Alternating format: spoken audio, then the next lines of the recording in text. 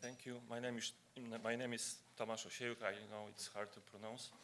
Okay, so let's move to the world of birds. Okay,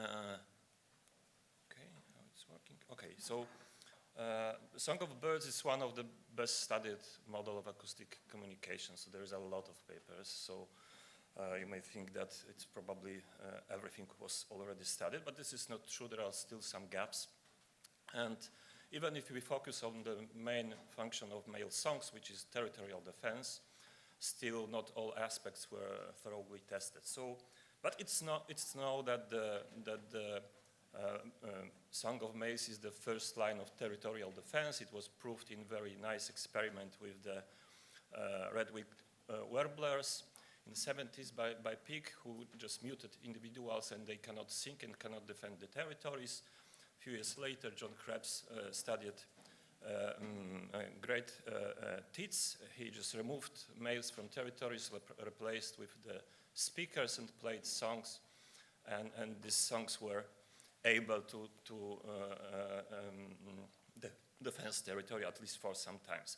But of course, we need more detailed answers to how exactly birds are defending territories. And this system are quite complicated. For example, the song sparrow, you may see here, they have a medium-sized repertoire of songs, and they are able to match vocally different individuals, and in this way they can address directly and indicate the level of aggression towards specific individuals. Even corncrake, which is non-passerines with inherited song, which is a very loud call, cracks, cracks, and they can change the rhythm of this calling and show from the distance how strongly they are motivated to defend territory. So there are different features which are used for this territorial defense. And of course, for territoriality, the body size is very important because usually larger individuals are stronger. So even in the box, for example, you have different categories depending on the weight. So if you imagine that with an acoustic signal, you can show from a distance how big you are, this should be beneficial, evolutionary advantages for the sender, but also for receiver, because you can decide from the distance if it's worth or not worth to fight. And potential good feature of the songs, which could be useful for that, is song pitch. But there is one problem with that. If you compare different species within mammals, birds, and so on, there is a strong negative relationship between the pitch of the sound and the body size, like with the string instruments also. However, if you compare individuals within a species, it's not so clear. Human as a species is a good example for that. So some years ago, Gonzalo Cardozo compared in a review all papers which address the question, what is preferred in sexual selection context in different species, lower or higher than average songs or calls. He found that there is a kind of mess there, because we have among non-passerines, we have species which prefer lower songs or calls, even more, almost the same number of species among passerines, and sometimes even the same species, depending if it was wild version of canary or domestic, preferred a different type of sounds. So there is a mess. But there are some studies which are exactly showing what I wanted to study and show you today, which is in fact a byproduct of a larger project, which was not addressed to ask this question exactly. But okay, so Paweł Linhardt with co-workers found out that in these small passerines, there is a negative relationship between frequency of songs and the parameters of body size, and lower frequency songs indicate are stronger threat during in territorial context. So exactly what is interesting for me.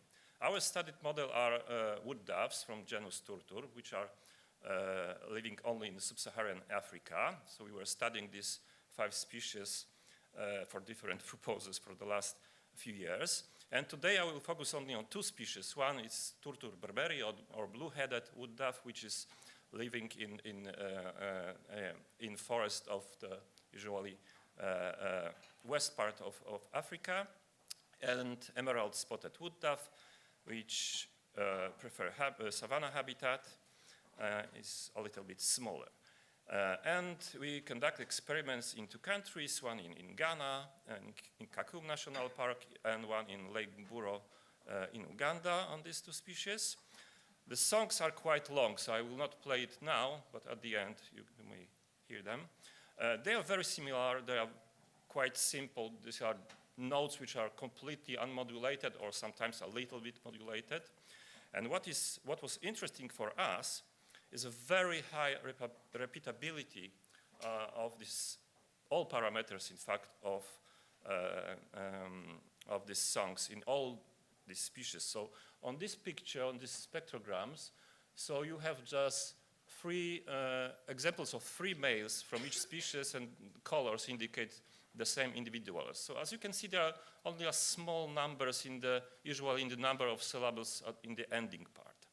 Also, if you look at how the peak frequency of these notes forming songs change in time, each line is different individual, and this is average of like 10 to 20 different songs.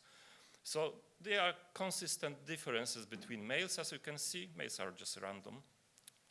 And here is a little bit different picture. So on the y-axis you have relative amplitude, so 0 means the loudest part of the song, and on the x-axis you have a time. So you see that there is a very short time within the songs where it is very loud, and the differences are quite huge.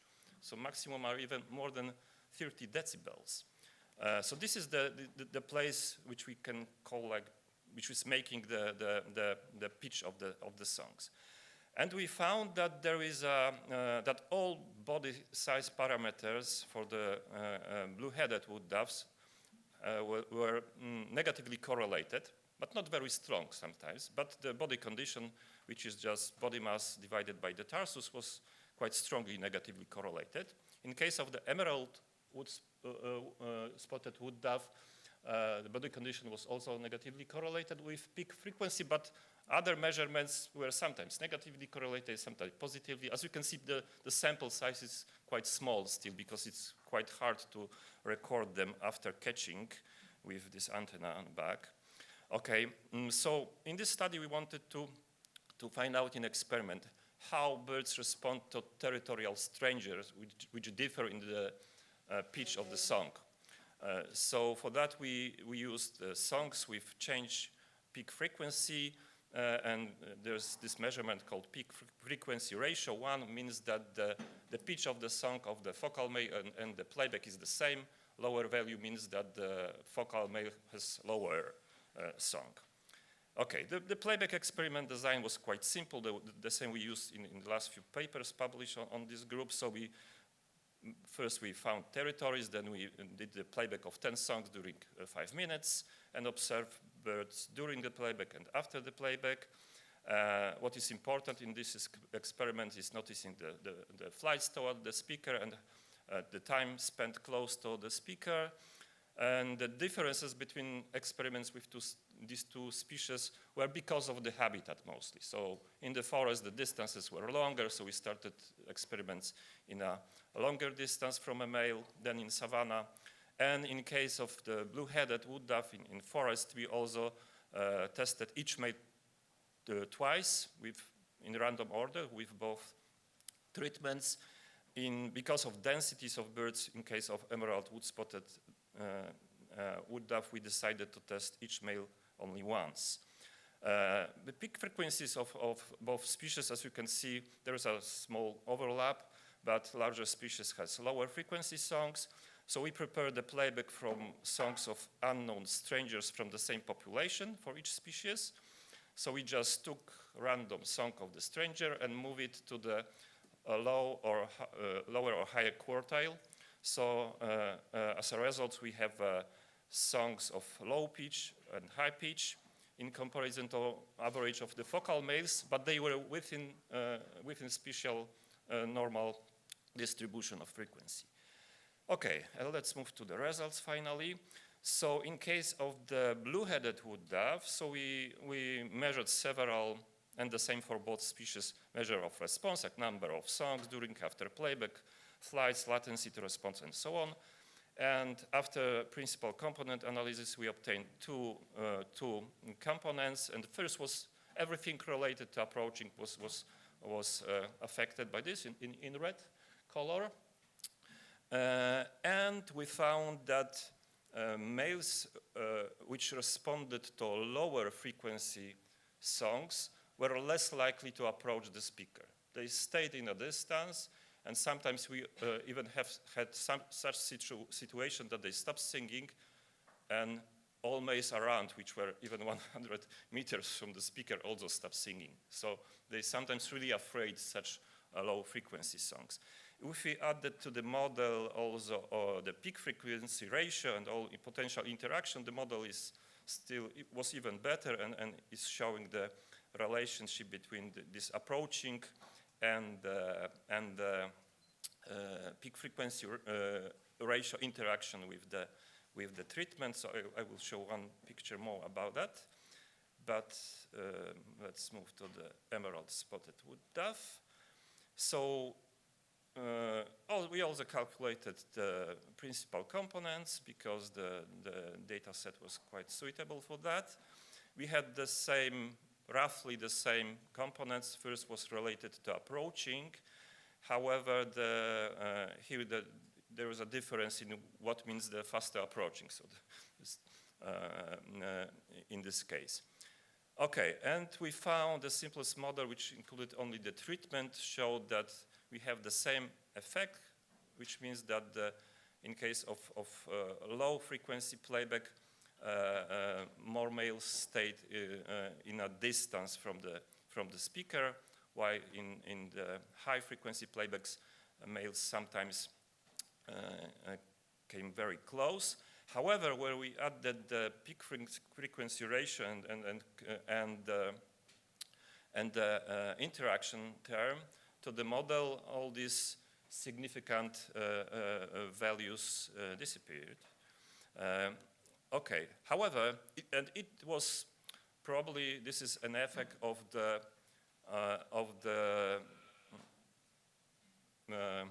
situation that males which were responding to the very low playback frequencies sometimes approach and sometimes not.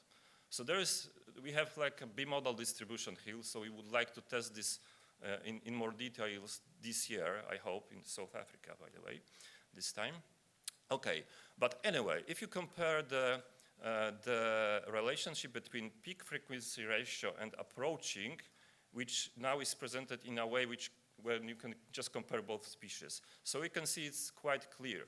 So if the males were indicating much worse condition by meaning of this frequency, they were less likely to approach the speaker, the intruder. So this is, I think, for the moment, the main results for that. So to conclude, so this relationship between body size and song pitch in these 5 species, not only 2, are not always consistent, because we have, for example, one of the species which is tambourine dove. I wasn't talking about this species here, which is has like 60% of the body mass of the largest blue-headed wood dove, but has the pitch frequency even lower. So definitely there is something going on, probably related to sexual selection. And we think that the results, which is not convincing maybe in the case of the emerald wood spotted, maybe is because it's better to test the same individual twice, to have a good control of the same individual, how he's responding to the different pitch. So we would like to repeat this in the near future. Okay, and at the end, I would like to thank our team, so 2 PhD students, one from Poland, one from Italy, Michał, you know already Michał, and Paweł, who are helping during the whole project, and financial institutions at the end, and I'm ready for questions. Thank you.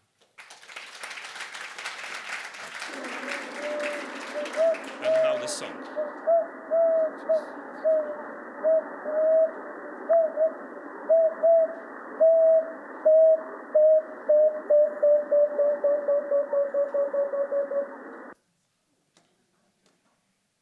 Right, brilliant. Thank you so much, Tomasz, for that very interesting and enlightening talk.